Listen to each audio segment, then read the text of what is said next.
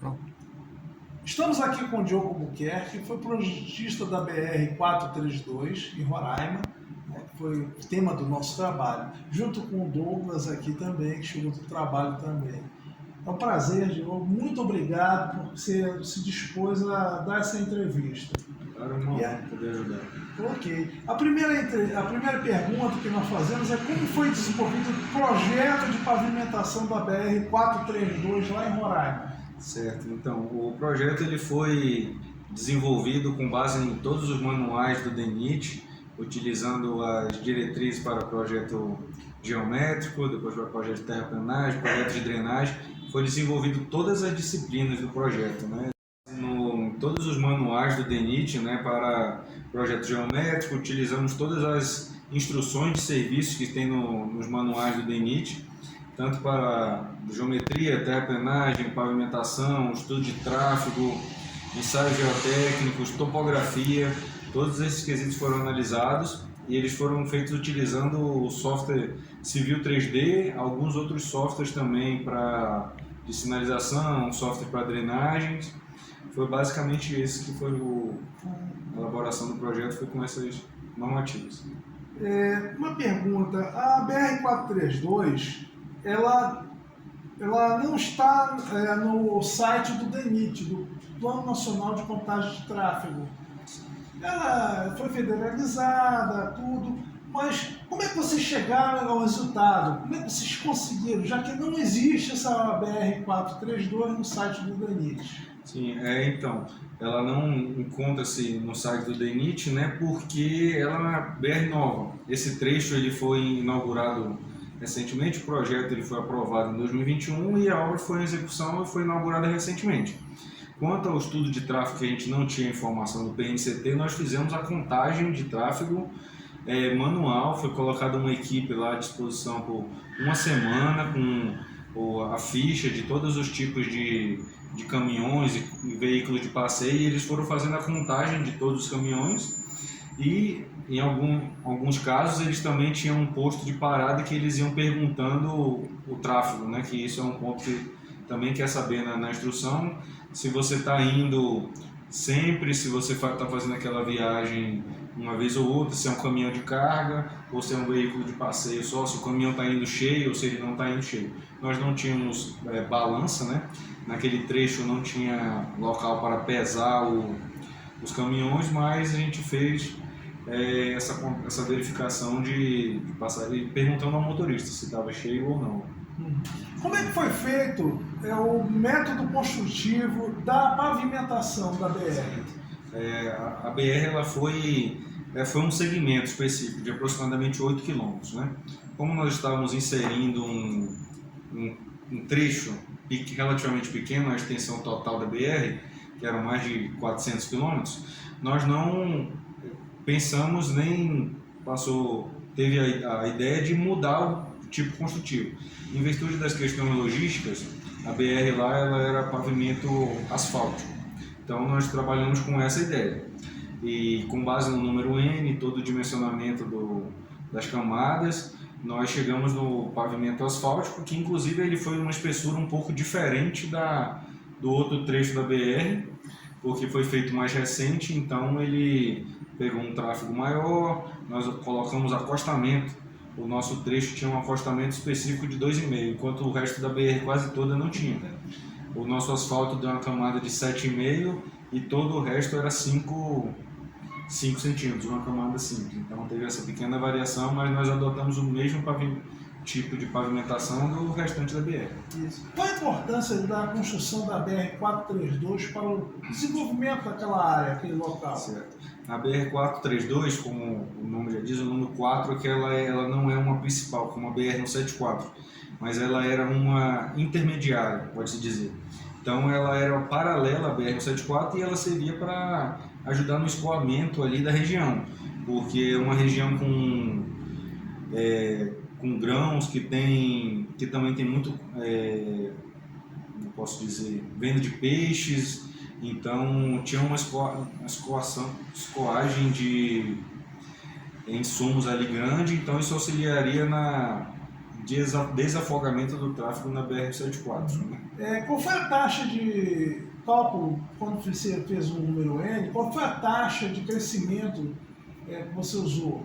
Então, nós buscamos procurar índice de desenvolvimento da região, se tinha alguma coisa econômica mostrando a região, mas a gente não teve essa informação, então nós adotamos o padrão que era estabelecido, o manual do DENIT, ele estabelece que se você encontrar crescimento econômico, populacional da região, você pode adotar. Mas a gente não encontrou, nós adotamos por segurança 3%, que é o crescimento do DENIT que ele estipula. Tá, ok. Como foi escolhido o revestimento? Você podia escolher outro?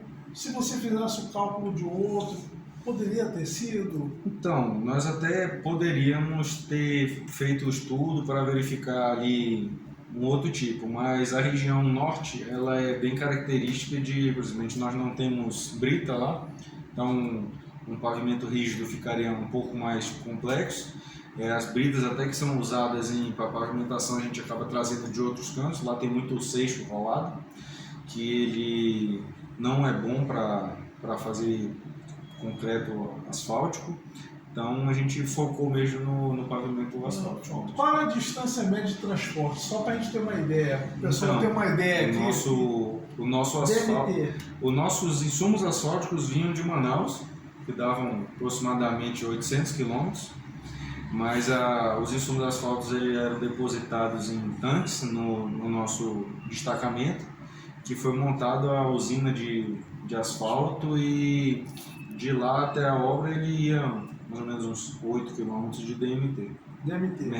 Média, né? E qual foi o material que você usou para base e subbase? Então, a região norte, apesar de não ter brita, ela tem muito seixo, e lá tem muito que chama de cascalho. O cascalho ele é um solo, material de primeira categoria, e que ele tem uma granulometria um pouco maior. Então esse solo ele acaba tendo uma resistência muito boa. Conseguimos jazidas com moradores locais que estavam dispostos a fornecer esse material, conseguimos isso para subbase. Porém, o material como o nosso N era de 6,4 vezes 10 a sexta, ele era um N que exigia que o CBR da base fosse 80. Se o N fosse menor do que 5 vezes 10 a sexta, a gente poderia utilizar o CBR da base de 60. Só que como a gente tinha que usar 80, o nosso material, o nosso cascalho puro, ele não servia. Então nós tivemos que fazer estudos de misturas. Na época nós ensaiamos com solo com areia, diversas porcentagens de 30, 35, 40, até 50% de areia, e também ensaiamos algumas amostras com cimento, uma pequena porcentagem de cimento. A primeira ideia deu que 70% solo, 30% areia foi suficiente, mas acabou que depois de um tempo, não lembro agora qual aspecto físico não estava passando, mas se eu não me engano era a expansão, não estava além da expansão permitida.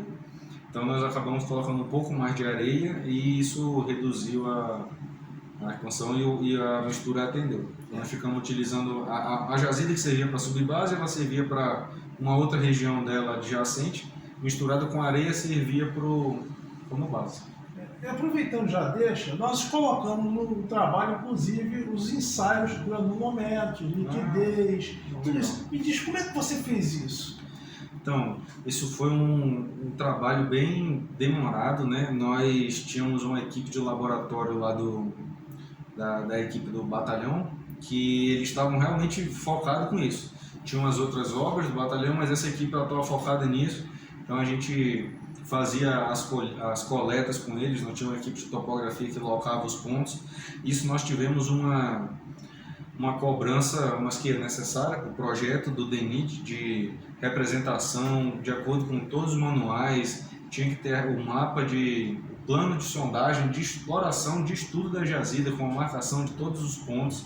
Então a topografia ia lá, coletava fotos. Então nós fizemos tudo isso, levamos para o nosso laboratório, que era no destacamento, no canteiro de obras, E a equipe foi trabalhando vários meses, eu diria que uns 3 meses, fazendo esses ensaios. Entendi. Então quer dizer que o projeto, o plano de amostragem, de sondagem, ela foi feito do projeto por estaqueamento? Dentro das diversas estacas dos 8 quilômetros? Não, isso aí seriam os ensaios durante a execução da obra. Mas para a jazida, antes da exploração da jazida, nós tínhamos que estudar toda ela para ver se o material iria atender. Suportar. Se ele iria suportar, se tinha a quantidade necessária para fazer. O método escolhido foi o do DENIT, né? Isso. E o CBR ele partiu de 10 e chegou até 10,5. Por que isso? Pronto. Nós fizemos quando você vai começar a rodovia, você tem que definir o CBR de projeto. Como é que ele é feito? Nós fizemos ao longo de todo o traçado já da rodovia. Uma coisa boa é que a nossa rodovia ela já existia, só que ela estava em solo natural. Então nós aproveitamos quase todo o traçado, o projeto geométrico já tinha, não era no meio do nada, a gente teve que fazer, então a gente foi seguindo mais ou menos o caminho. O estudo para saber o CBR de projeto, nós começamos fazendo ensaios de 100 em 100 metros, e você começa bordo esquerdo, eixo, mais 100 metros, bordo direito, você vai fazendo um zigue-zague em todo ele. E com isso você pega todo o CBR de projeto, pega todos os CBRs. Após esse estudo desse CBR, na época eu montei um gráfico com todos os CBRs e tinha um valor médio, se eu não me engano, dava 11, 12. Porém, a média, então nós temos valores acima e valores abaixo. Porém, se a gente adotar a média, não é o mais a favor da segurança e também pode ser que um valor abaixo desse, o que é o CBR de projetos? Durante a execução da obra, se ao fazer o estudo do solo, do subleito, ele é menor que isso, aquele solo deve ser trocado. Ele não pode, o subleito, é o CBR de projeto, é o CBR do subleito. Se ele for menor, você tem que trocar. Então, evitando esse gasto excessivo, a gente deu uma reduzida, isso acaba aumentando um pouco a estrutura do pavimento, mas nada que fosse encarecer a obra ou superdimensionar. Foi algo estatístico, né? Agora, depois, aprendendo, a gente está sempre aprendendo, né? Descobri que tem uma fórmula que leva em consideração desvio padrão, que de acordo com a quantidade de amostras, agora já tem um método. Na época eu não conhecia, mas realmente, você não deve usar o médio, você deve utilizar um valor abaixo do médio. Que se eu fosse usar essa fórmula que eu descobri agora, um método, ele é empírico, mas se eu não me engano é o CBR médio dividido pelo desvio padrão, dividido pela N-1 amostras, tem algum quantitativo desse, ele tem um número que sai de uma fórmula. Que ele acabou que deu um pouco parecido, mas o meu que eu utilizei ainda foi um pouco mais conservador, um pouco abaixo. Então tá na ideia. E só para concluir aqui, como é que você fez o cálculo do número N, do VDM? Como é que foi feito esse estudo? Porque não existia lá, não tinha nada. Como é que você fez? Esse foi um grande aprendizado. O manual do DENIT ele é bem completo e por ser bem completo acaba se tornando ser bem complexo. Mas nós pegamos as folhas de contagem de tráfego, que foram, acho que uma resma de papel, devia ter umas 500 páginas, com as contagens de todos os veículos, porque ele contava por hora os tipos de veículos, eram muitas folhas, nós botamos todos em planilha. Tinha que ver o tráfego de um lado para o outro. O VMD, ele é o volume médio diário de tráfego, independente, carro de passagem, carro de passeio e caminhões pesados. Porém, pelo método do DENIT, o dimensionamento do pavimento, só o que importa são os veículos pesados. Os caminhões. Os veículos de passeio, se tiver 1 milhão de veículos de passeio, não interfere. O que interfere são os caminhões, porque realmente é o que desgasta o pavimento. Então, a gente calcula um fator de carga. Cada caminhão ele tem um fator de carga. E, por exemplo, são os tipos de caminhão. Caminhão 2C, 3C, 3D. Aí depois tem os semi-reboques, os 2S2. Tem a planilha, se a gente olhar o manual, tem uma instrução de serviço só para estudo de tráfego e cálculo do número M. Então a gente faz a equivalência de todos os caminhões, nós vemos os dois sentidos, ida e volta, ver qual é o sentido de maior fluxo. Usa esse fator de carga, a gente também tem que estipular uma quantidade, uma porcentagem de caminhões que está cheio, uma porcentagem de caminhões que está vazio, porque nós não tínhamos a balança para pesar, assim como tem que se considerar uma quantidade de veículos que vai estar em sobrecarga. Porque o caminhoneiro, ele está trabalhando, né? Mas é uma empresa que acaba que eles querem levar o maior possível que economiza. Mas existem leis, inclusive, para isso, então a gente considerou que eles estavam no limite permitível de excesso, senão daria multa. E todo esse cálculo foi feito uma planilha bem grande, com muita informação. A gente coloca o crescimento do tráfego de 3%, e aí lá no 10º ano de projeto, que dá o número N para isso. Ou seja, o 10º ano vai ser em 2032. Em 2032, Então, confirmando aquilo que a gente colocou no documento, no nosso trabalho. Né? A estrada foi aberta agora em julho. Agora em julho, exatamente. Inclusive, estou devendo uma visita lá ainda, mas quero ir lá para dar uma olhada como é que ficou. Tá certo. Muito obrigado, eu agradeço aqui a tua presença, Douglas. Agradecer, né, a você pela presença aqui, que engrandece muito nosso trabalho, que a oportunidade, né, única, né, e é só agradecimento mesmo. Muito obrigado.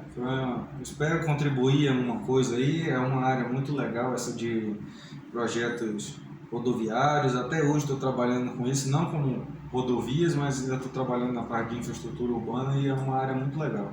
Espero que possam gostar e vir trabalhar nela. Só para concluir e fechar, se nós usássemos o pavimento rígido, o TSD, ia ser o quê? Como é que seria assim, a diferença entre um e outro? Então, o pavimento rígido, ele é um pavimento muito resistente, né? Inclusive ele é utilizado como é que pode dizer? Vamos lá, no aeroporto. Todas as pistas de aeroporto são em asfalto, mas todos os pátios de manobra eles são em pavimento rígido.